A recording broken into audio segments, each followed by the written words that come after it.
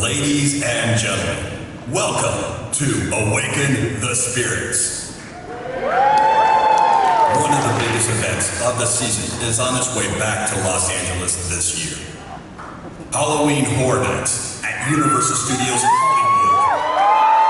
Fans everywhere are holding their breath in anticipation as Universal pulls back the curtain, revealing the monsters that will be lurking in the darkness this year. Our next guest is fresh off a plane from Ireland. It's his first time back to Los Angeles since 2019. Please welcome to the stage the one, the only, John Murdy.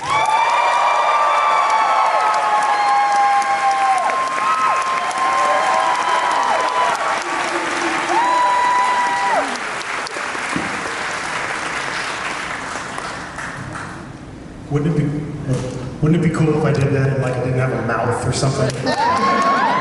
Wow, this is the most people I've seen in one place in like 2 years. How are you guys doing? Well, I'm John Murdy. I am the creative director, executive producer of Halloween Horror Nights at Universal Studios Hollywood.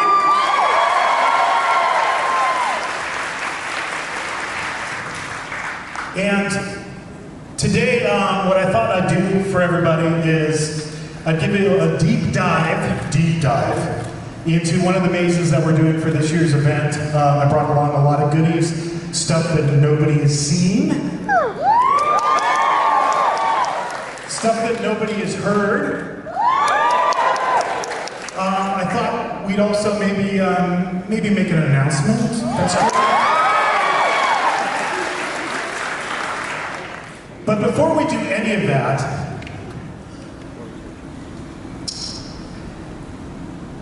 there's something we gotta do, okay? Last time I saw you guys, right? It's been 2 years. This is where we left off. That moment when everybody got the word that we weren't gonna be having Halloween Horror Nights in 2020, right? And I don't know about you guys, but this is how I felt. Sad. I mean, do you remember? Just, it was heartbreaking, and I'm sure each and every one of you, there's nothing that myself and my partner Chris Williams, my art director, production designer, and everybody who works on the Halloween Horror Nights team, you know, we've always said this, we do it for you guys, we do it for the fans. So initially it felt like this, and then eventually it felt like this. And I think, you know, we need to exercise those feelings right now. So what I need you to do, each and every one of you in the audience, we need to do a primal scream just to get it out of our system. Don't you feel like you need to do that? I know I do. All right, let's do it on 3. 1, 2, 3.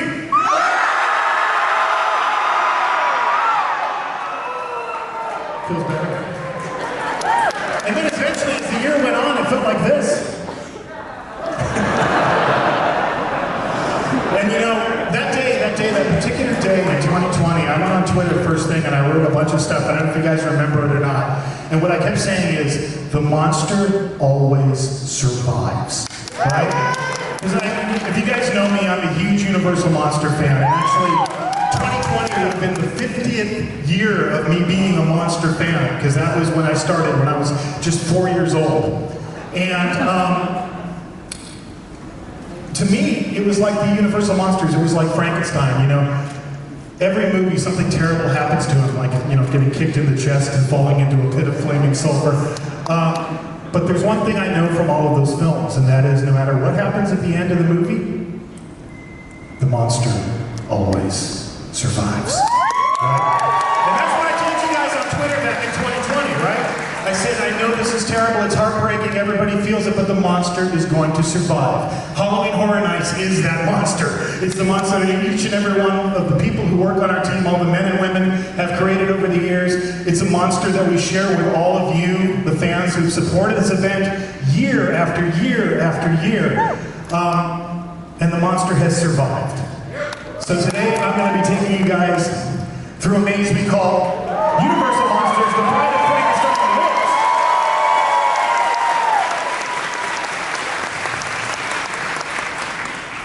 And of course, this is inspired by Universal's 1935 classic monster movie, The Bride of Frankenstein. In fact, it is a sequel to The Bride of Frankenstein.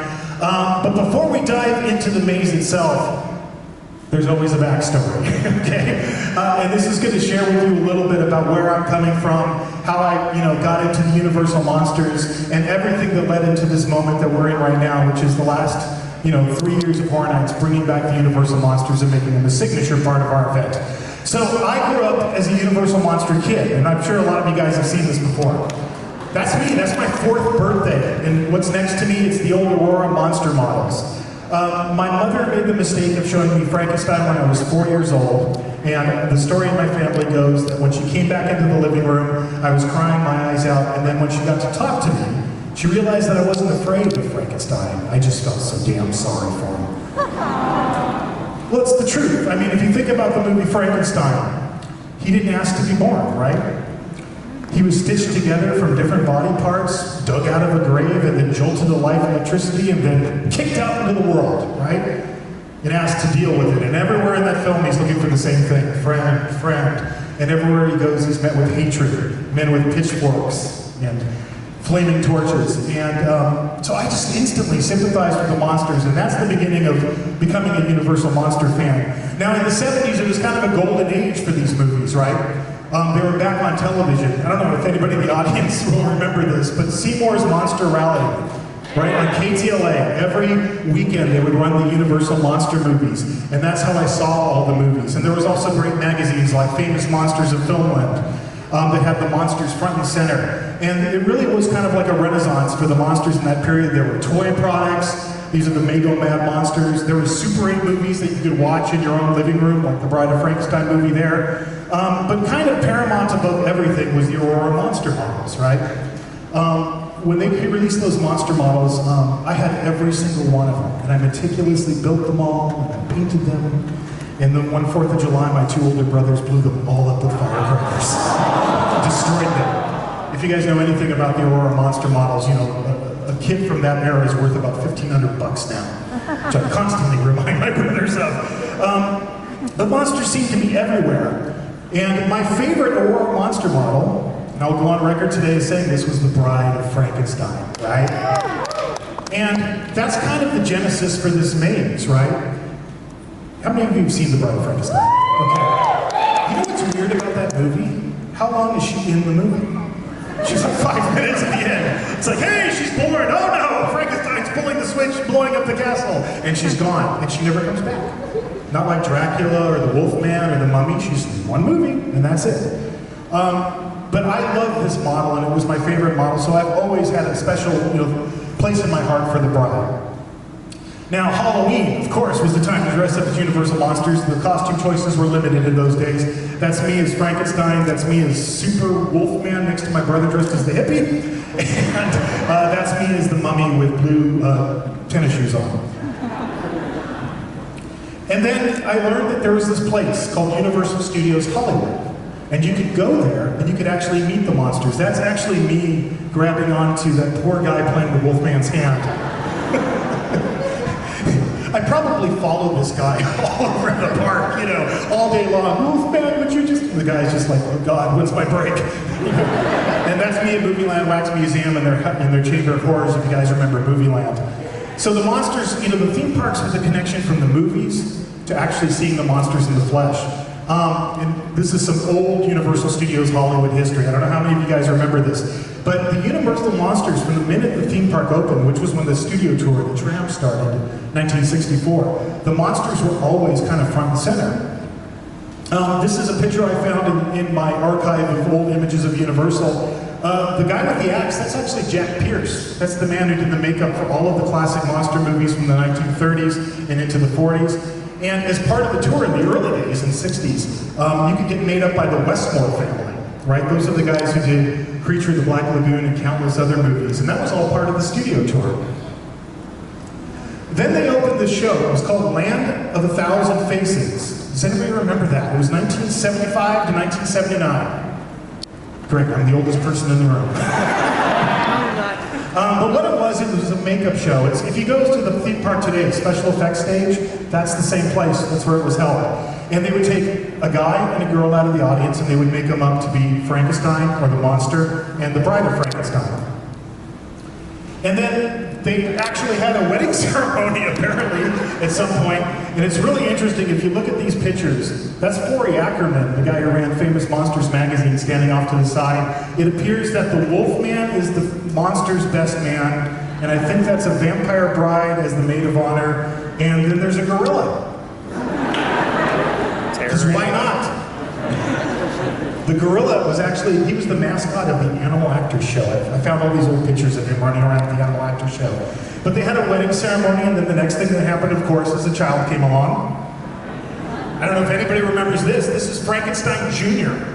He was a character that you used to see at the theme park back in the early days of Universal.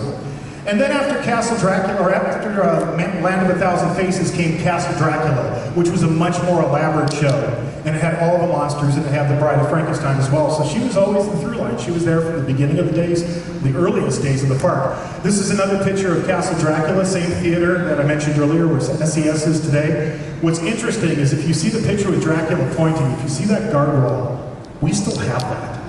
Have you guys seen that show up in scare zones and mazes over the years? That's actually from Castle Dracula. It's been in our inventory for years and years and years. And Frankenstein became like the unofficial mascot of the studio tour. Here he is posing with Alfred Hitchcock. And even at Christmas, they try out Frankenstein. I don't even know what to say. It's Frankenstein, a goat, and the cockatoo from the TV show Beretta, if I'm right about this. So Frankenstein always had a presence, and the monsters always had a presence in the theme park. So when I got to a place where I could start creating and producing my own stuff, my mission in life was always to bring the monsters back to Universal Studios Hollywood, back in the old days with House of Horrors, the walkthrough attraction we had, and everywhere, every project I did, I tried to find a way to squeeze the monsters into it. But honestly, I resisted doing them at Horror Nights for many, many, many years. And honestly, I just didn't know how that would be received, and that's the reason we didn't do it going back to the oldest days. You know, we didn't do the first Universal Monsters proper maze until 2018. Because I love these characters so much that, like, I was just terrified that if we did something and you guys didn't dig it, I would just be crushed. That would be it. I would just walk off into the sunset. But luckily that didn't happen. Universal Monsters 2018 was by far one of the fans' most favorite mazes of all times. There's the theater. And the Bride of Frankenstein had a role in this maze as well. In the 2018 maze, we had the idea that Dr. Frankenstein was in such a hurry because as you were going through the maze, you went and saw all the villagers out in front of the ruined castle with their pitchforks and torches. So he's in a hurry. He's trying to assemble the Bride of Frankenstein, but he's running out of time. So we did her as a disassembled creature, which looked like this. And people, you know, in this era of multiverses, I just have, you know, people are always asking me, they're like, so, you know, you had it all planned out, exactly, you know, how this all was going to work with the Universal Monsters, and I'm like, no. I had the first one planned, and then I had a vague idea that we would do Frankenstein meets the Wolfman in the next year if the first one was successful. But that's as far as we planned it. We didn't plan it very far. So in 2019, we did Frankenstein meets the Wolfman. And the bride had a role in this maze as well. The idea here is that the castle burned down and she was completely torched. So now she was still alive, but she was a disassembled, charred to the bone, you know, corpse. And this proves that we didn't have a multiverse. Because now we have the Bride of Frankenstein lives. And somebody asked me early on, they're like, well, what are you going to do? Because, you know, in your last maze, she was charred and she was lying on the table, you know, disassembled. And I'm like, yes. But that's, you're not applying horror movie logic. Horror movies don't work like that. You can, you know, blow up Michael Myers at the end of Halloween 2 and he comes back just like that. So, this is how she looked in Frankenstein meets the Wolfman in 2019. But now, the legacy continues, with the Bride of Frankenstein lives. And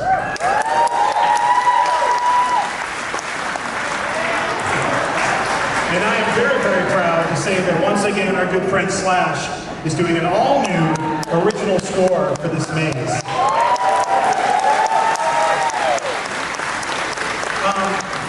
Would you like to hear something? Now watch this. I'll jinx myself that it won't work. But yesterday was Friday the 13th, right? Yeah. Good. Okay. If you wouldn't mind, I'll click to the next slide. We're just going to preview one of the tracks that he's doing right now. This is for the very, very beginning of the maze. Let me see if this works.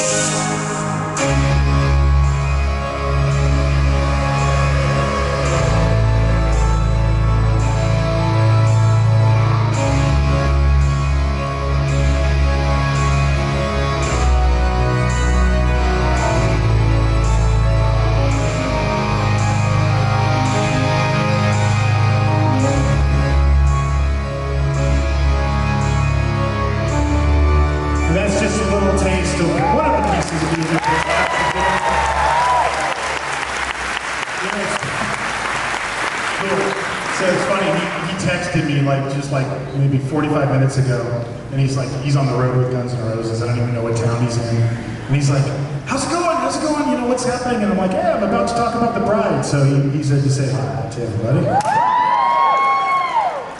Nicest man in the world. The cool thing, like, even though last year everything that happened and everybody in lockdown, that guy was constantly texting and checking in. How are you doing? Are you okay? We're so honored to have him back and working with us again. It's been such a great collaboration. Let's talk about like the idea behind this maze. So, you know, obviously there's the movie we talked about, Bride of Frankenstein, 1935, how she's only in like 5 minutes or so of that film, and then she gets blown sky high when the monster says, "We belong dead," pulls the switch. And to give credit where credit is due, this idea actually originated with our sister park at Universal Orlando. We were always talking on the phone and comparing notes. And when we were talking about what we might mutually want to do with the Monster franchise moving forward, one of their designers, and his name's Patrick Braillard, a really talented designer. Patrick had the initial idea for this, and some of the other folks in Orlando as well. And immediately Chris and I were like, we're in. This is a great idea. We love the idea of taking a female character, because you know, when you look back in horror history, especially, you know, some of the older films, there's not a lot of great female monster characters. The Bride is one of the most iconic ones there is, and she's in it for like this much. And we thought, she deserves her own story. She deserves her own maze. This is the year of the female monster.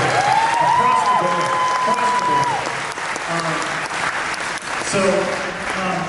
As we started to get into this, we had the challenge, of course, if you're telling an original story, which this is us creating a sequel, that never existed. In essence, that's what it is. So you have to think about how you do that storytelling-wise in the context of a maze, because a maze is a lot different than a movie or a TV show. We can't just stop and do a bunch of dialogue in the middle of it. It's loud, it's a chaotic environment. Early on, as Chris and I started talking about this, I kept coming back to Mary Shelley's book, from, I believe, 1918, when she wrote the original Frankenstein, which actually included the Bride in it. It is part of the book. And I thought, well, this would be cool if this was like, a book that came out later that nobody knows about. And the other thing that was a big inspiration is an artist named Bernie Wrightson. Do you guys know who Bernie Wrightson is or was? Bernie Wrightson was this amazingly talented illustrator that I had the pleasure of working with in my career at one point. And he did an illustrated version of Frankenstein years ago. And if you get a chance, do yourself a favor and buy this book and check it out. You will never see more beautiful drawings than what Bernie created for this book. So we wanted to kind of combine that idea of a book, and what you're looking at, this is the actual facade for the maze. We created a giant old Victorian book that's open to the title page, and the reason it's a little bit off-center on the side where you see the black and white images is because the door is in the middle. So we wanted the book open to the title page. A lot of books from this era, they would always have this type of layout and artwork. So we wanted you to literally walk into the story, and we wanted to use that idea of a book or chapters as a reoccurring transitional element that we would that you'd encounter as a guest as you walk through the maze, both with imagery, with pictures, with a little bit of writing, and also with voiceover, because in this maze, the bride talks.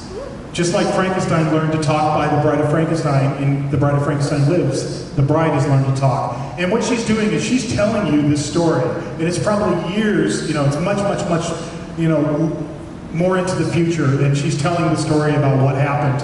And you're getting to hear that narration as you go through the maze along with the images of the book. So let's zoom in for a closer, and by the way, this is by a very talented artist named Lucas Colshaw. Did you guys go through Holidays in Howard 2019? Okay, all those amazing postcards and images, the nursery paintings in the nursery scene, that's all Lucas Colshaw. Lucas has been with Chris and I since the very beginning. He's always been our illustrator who does all the character drawings. So we turned Lucas loose, for this maze to do original artwork. There's an Easter egg. So when we did this illustration, Lucas and Chris and I were talking, we're like, God, I feel like something's missing. It just feels kind of empty on the bottom. And Lucas goes, well, in those days they would always list the publishers. So I'm like, oh, okay. So we can have some fun with this. So it's printed in London. Printed for Williams, it's Chris Williams. Colshaw, it's Lucas Colshaw. I didn't feel good about putting my last name up there. It just felt wrong, so I changed it to Murdoch. It didn't sound English enough. And then Hudson, that's an inside reference to our good friend Slash, that's his real last name. And then Quintlety is a gentleman named Stacy Quintlety who works with Slash and does all of the, produces all of those tracks that you're hearing. It's also Stacy's work, and he does he's in charge of all of the audio for the mazes as well. And then there's the illustration. So this moment captures the end of Bride of Frankenstein, 1935. We belong dead. The monster has just thrown the switch. The explosion's gone off. The castle is starting to crumble, and you can see the bride in the distance. But then when you go into the maze, I'll back up for a second. I mentioned the bride speaks. So in her voice, we hear her out front as you're waiting to go inside. She says, my story begins where his story ended, but monsters never truly die. So the first thing you see once you walk through the book is the prologue page, which is this image. And the explosion has happened. The bride has survived because she's a monster. She can do that. But the monster has been trapped underneath all this rubble. Huge beams have fallen from the ceiling. Whoop, somehow we jumped like 3 slides. Do you want to manually go back, or you want me to? There we go. One more. One more. There you go. Thank you. It's probably my fault. I probably touched it.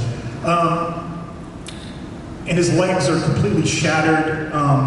And she sees him. And the prologue is called Something Survived. And then she has to make a decision.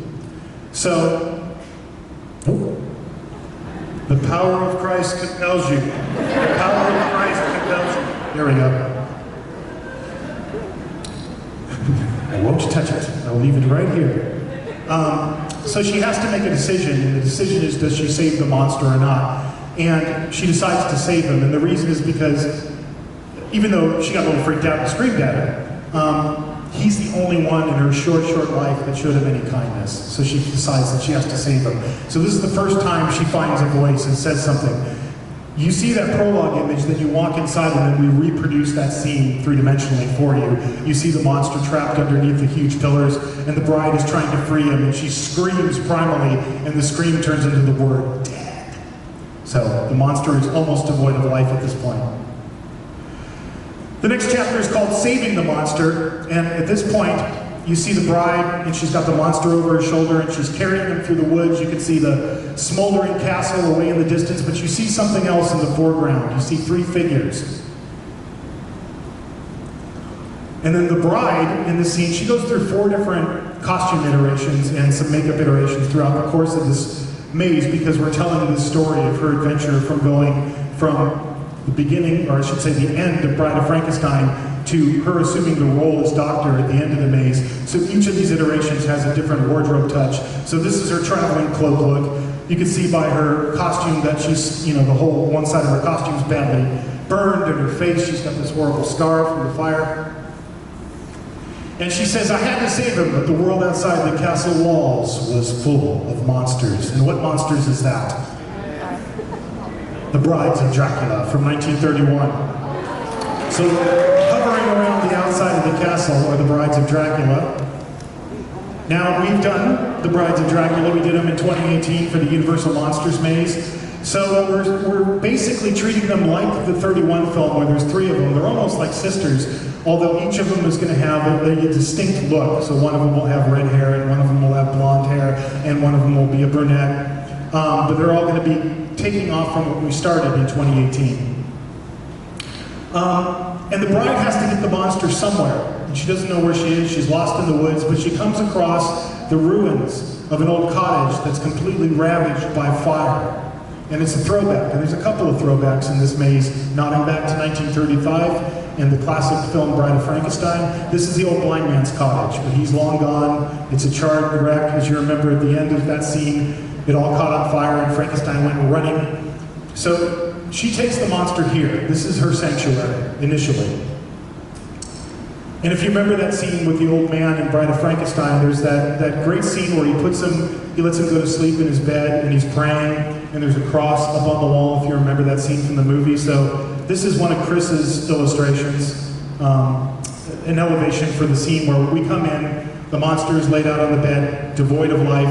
The cross is missing. You see the burnt imprint of it on the wall. The Bride of Frankenstein is using the cross, so she's trying to protect the monster, and then the vampire brides come busting in, and she uses the cross to repel them, because vampires don't like crosses. And we're building this special effect hand-prop cross that has like burning embers in it and everything, so she can activate it when she does her action in the scene. But then she takes that cross and she sharpens the ends of it and turns it into a cross/stake. And her next iteration is Vampire Hunter. So as the story goes on, the Bride of Frankenstein is constantly being pursued by these vampires, and so she becomes, in essence, a vampire hunter. The name of this chapter is The Hunted Becomes the Hunter.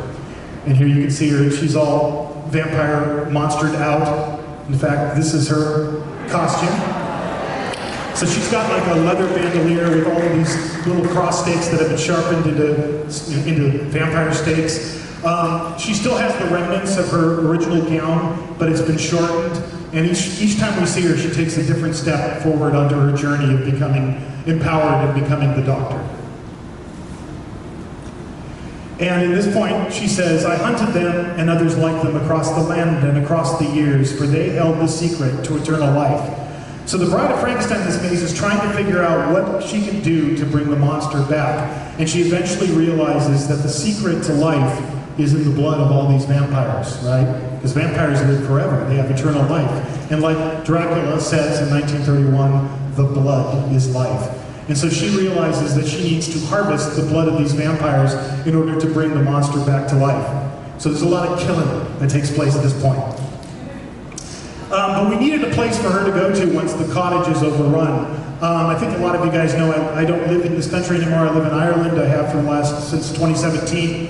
One advantage to me living in Ireland and going back and forth is I'm always driving around in Ireland. You could just turn a corner and it's like, oh, look at that, 800-year-old ruined church. And I'm taking pictures and I'm sending it to Chris all the time. I go to graveyards. Go to graveyards a lot. Take pictures of old graves and go, oh, this would be awesome for the scene. This is an actual cathedral in Ireland, in Dunlewy. What I liked about it is in other pictures you see of it, it's like nature has reclaimed it. It's all covered in vines and it's been standing for centuries. So I gave this as inspiration to Chris because I said, well, if I was the bride and I'm being pursued by vampires and I need to take the monster to a sanctuary that the vampires aren't going to want to go into, it's going to be a church. So this is Chris's elevation of the front of the church, all overgrown with vines. And this is where one of the first vampire bride, or Dracula's bride, bites the dust. Because the bride says, the world hated us, so we left the world behind, but evil soon followed. So even though she thinks she's safe in this church that she's going to turn into her new lab, evil still follows her. But she gets one of them. So these vampire brides have different iterations as well. Each one of them have 3 iterations. This is the staked look. So this particular bride has gotten a stake driven through her heart. She's bleeding out of every orifice on her face, her eyes, her nose, her mouth. And her skin, in this case, is starting to burn and blister. So that's the look of this character. And then when we get inside the church, we hit the next chapter of the story. It's called The Creation Becomes the Creator. Now the Bride of Frankenstein has assumed the role of Dr. Frankenstein. And she's doing all these experiments. She's trying to figure out the secret to eternal life. She's trying to bring the monster back from the dead. And there's all these vials and jars of blood. So she's harvesting the blood of these vampires and pumping it into the monster. And this is the illustration Lucas did for our Doctor version of the bride. And when you first see her in the lab, because this, we had a lab scene in 2018, and this time we went, let's do 2 lab scenes. Why not? So the first time you see her in the lab, when she's got the monster on the table and he's still missing his legs, and she starts pumping all this blood, she's literally draining it out of one of the vampires that she's caught and pumping it into the monster, and there's boiling blood, and there's all of this different kind of lab equipment, but it's a little bit more steam driven because we're a little bit more in the future. Chris did another illustration. This is an elevation of it. It's a lot going on in there. It's a little bit hard to read. But you see the vampire bride with all these tubes hooked up to her, sucking the blood out of her. And you see that they're still in a church, but she set this place up like her lab.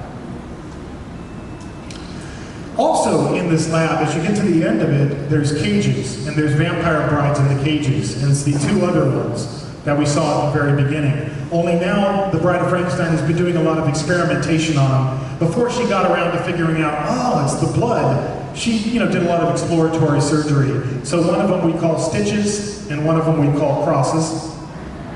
So stitches, she just cut open her head and was like, what's in here? Let's see, let's pull this out. Oh, let me cut another piece. So this one's just part of her hair is missing, and she's got stitches all over the place. And the other one was obviously she just didn't want to deal with her and like, stuck the cross up against her forehead and burned it in. And this is where it gets dark, because she's still a monster. As much as we're celebrating and saying we're empowering this character for the first time, she's a monster. Monsters do bad stuff. She's captured all these vampires in order to drain the blood to bring the monster back to life. But that, until you're ready to drain them, that means you gotta feed them. That means you gotta feed them blood, because that's the only thing the vampires subsist on. So there's a place called the feeding cages that you have to go through, and there's all these vampires in there, and bodies everywhere, and blood everywhere, and the vampires eventually break out. So on the night she's going to bring the monster back to life, she's got a problem. There's still 2 vampires running around trying to get her. Now this part, as we go under the church and we're in the catacombs, this is very much inspired by the catacomb scenes from the Bride of Frankenstein.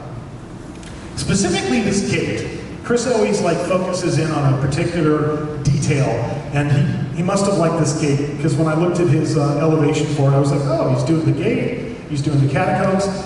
So you're going to be going underneath here, you go through the feeding rooms, you go deeper into the catacombs, and it's kind of a cat and mouse game at this point between the bride and the vampire brides. But another one bites the dust. Stitches meets her end in this section. She gets staked through the heart. And the bride has a great line in this. The vampire brides are getting cocky at this point, and they're doing their snake-like voices, saying, we're immortal, we can't be killed, and they're taunting the bride. So when she gets her, she says, "The devil can have you back."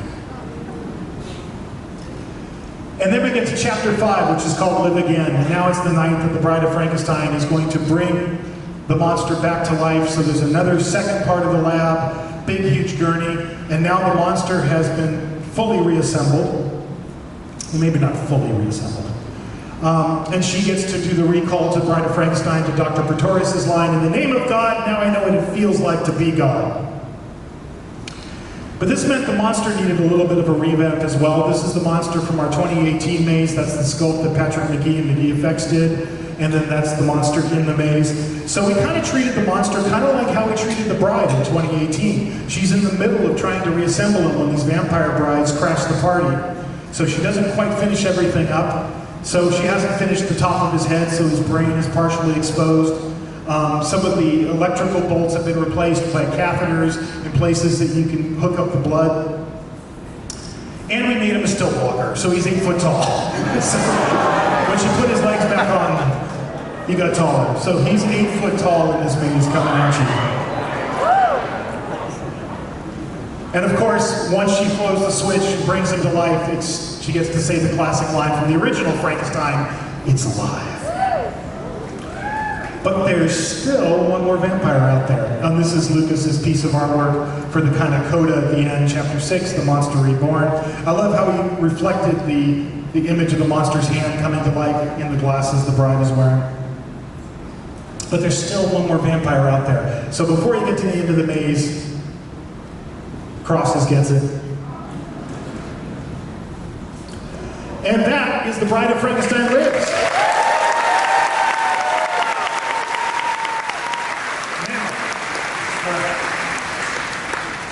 You want to see a little sneak peek of what this maze is like? Yeah!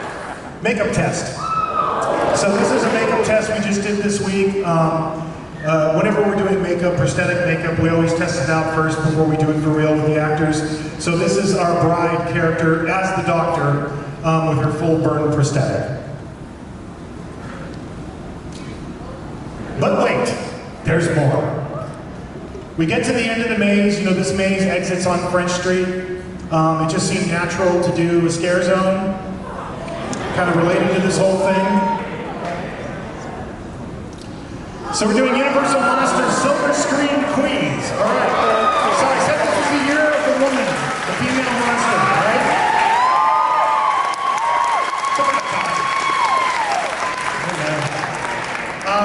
So we thought it would be really cool to dig deep into the Universal catalog and find some female characters from the past that have probably never, had stories like this told about them since the original films, and do a female-centric scare zone that is the ending of the maze. So when you come out of this maze, you're going to see the bride triumphant as the doctor, you're going to see the still-walking Frankenstein's monster as well, but you're going to see female archetypes of some of the classic Universal monster characters, mummy, werewolf, vampire. We call it Silver Screen Queens.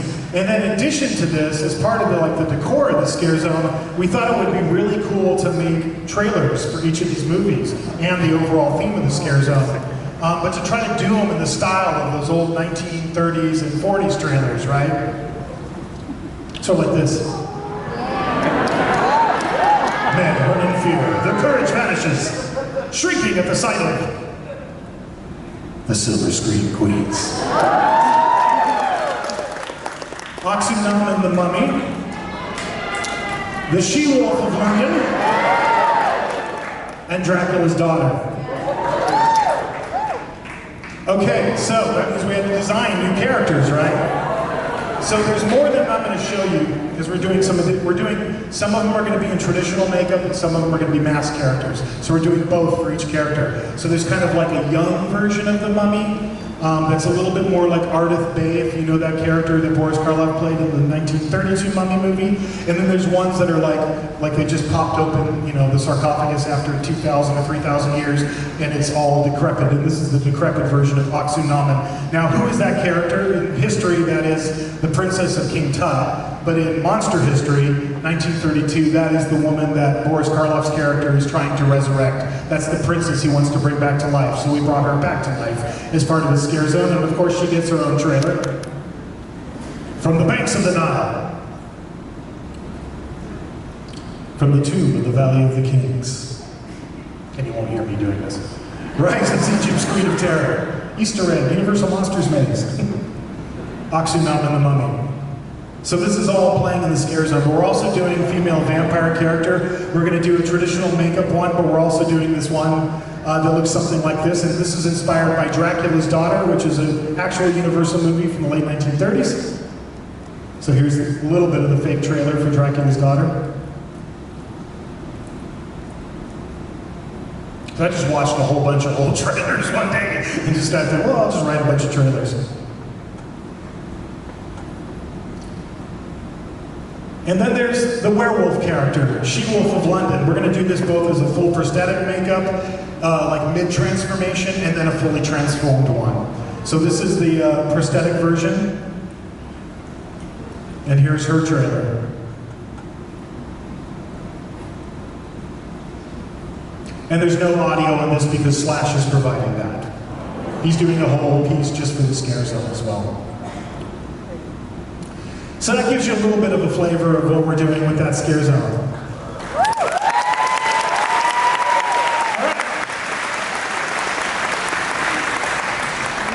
Okay. So, it seems like we should maybe make a little bit of an announcement. Is there anything you guys are waiting to hear about?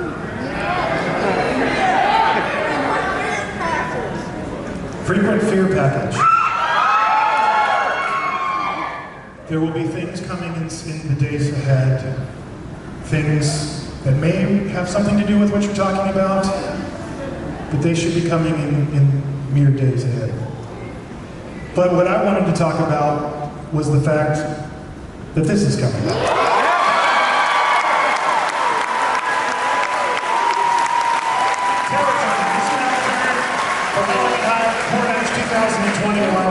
I'm not going to tell you the theme today. Sorry. You just gotta get little crumbs until we get a little further along, and then we'll be there. But we did want to be able to tell you, I actually asked for permission. I'm like, can I just tell them the Terror Tram's coming back? Because I'm so tired of being asked that question, like, constantly. So, yes, Terror Tram is going to be a part of Horror Nights 2021. A lot of you told us you wanted it back, right? We do listen to the fans, so it's back. And now we have to do some fan appreciation, okay? So, I brought with me this. I'll read it. Take my glasses off and read it. 15 years, man. 15 years of Horror Nights. Not everything works. Congratulations, you are invited to experience Halloween Horror Nights at Universal Studios Hollywood with 2 complimentary Universal Express tickets. Included event admission. Well, I hope so. Here are some front of line tickets, but we're not going to include the admission. Here, have fun. Including event admission. Well, I guess you have to spell it out. And an exclusive behind-the-scenes maze tour with presumably me. So, we do this every time. It's a tradition of Midsummer Screen. We ask a trivia question, right? I pick randomly the first person I see. You can't see anything if you're up here, you know, all you see is lights. So I pick somebody. They have to answer the question. If they get it correct, they will win 2 Universal Express tickets, including admission, and an exclusive behind-the-scenes tour with yours truly for Halloween Horror Nights. So, before I do this, though, there's something we absolutely have to do, and that is to say, oh, that hurts. Thank you. Thank you. Thank you, thank you, thank you, thank you. You know, 2020 was tough. It was tough. I'm sure it was tough for all of you, right? And Halloween was tough. You know, I mean, I was in Ireland. You know, I was just hoping to go trick-or-treating with the kids. That was, I'd gone from, you know, producing this wonderful event for all of you, you know, wonderful people, to, I just hope I can go trick-or-treating with my kids, just maybe 2 houses, you know, and then that got canceled. So, like, I did a haunted house in my house for 2 people. So desperate for anything, you know, Halloween. Because as you can see from this presentation, ever since I was a wee lad, as they say in Ireland, you know, Halloween's been my favorite time of year, and I know you guys feel the same way, and everybody who works on this event is, when you don't have something that you love doing, man, do you miss it. And what you particularly realize is how grateful you are to each and every person who has supported this event. I mean, I said this is my 15th year, it should be 16th, but it's 15th, of doing Horror Nights, you know? And that is such an honor and a privilege to get to do that for all of you guys, to get to see people go through all of this work that everybody on this team works year-round, nowadays more than a year-round, because I've been working on 2022 for 4 months. No spoilers, though. We'll not be talking about that. But you really realize just how important this community is of people that are like-minded people that love scary stuff, right? And when you guys weren't there, man, did we miss you. So I just wanted to say on behalf of everybody at Universal, thank you so much for supporting this event. It means the world to everybody who works on this project. You guys are the best and the most loyal fans, and thank you. Now I'm going to break your heart. Because this question is, well, it's not that tough. I don't know, it might be tough. Okay, we've already discussed what is to be had here. 2 express passes with admission to Halloween Horror Nights and a behind-the-scenes tour with me, if you can arrange it with my schedule. One limited time. The question. Okay, you ready? Nobody yell it out. If you yell it out, that thing gets shredded. Okay?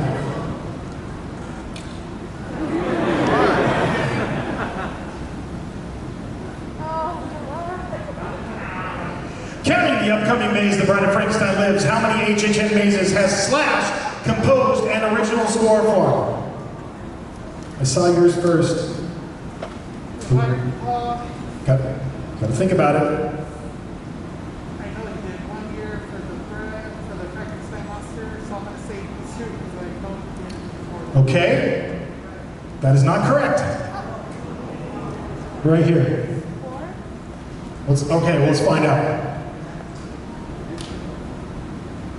First one, 2014, Clowns 3D. It's 1. 2018, Universal Monsters. That's 2. Who said 3? That's 2. 2019, Frankenstein Meets the Wolfman. 2021, The Bride of Frankenstein Lives. The correct answer is this is our 4th collaboration on Halloween Horror Nights. So, I will give you this.